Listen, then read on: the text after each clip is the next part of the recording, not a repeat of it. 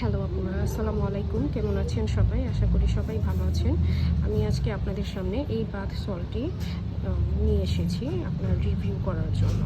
তো দেখেন, আমার বাথ সল্টটি শেষ। আমি ব্যবহার করার পরে এটা রিভিউ দিচ্ছি, ঠিক আছে? তো আমি প্রথমত এটার ব্যবহার বিধিটা আপনাদের একটু দেখিয়ে দিই। এখানে আপনার ব্যবহার বিধি সব কিছুই দেওয়া আছে। আপনার হচ্ছে এটা একটু কুসুম গরম পানিতে যদি আপনি ইউজ করেন, তাহলে হচ্ছে এটা আপনি সবচেয়ে ভালো রেজাল্ট পাবেন। আপনার কুসুম গরম পানিতে বাথ সল্ট কিছু পরিমাণ নিয়ে, আপনার বডি অনুসারে কিছু পরিমাণ নিয়ে দেন হচ্ছে এটা আপনার বডিতে রাব করতে হবে।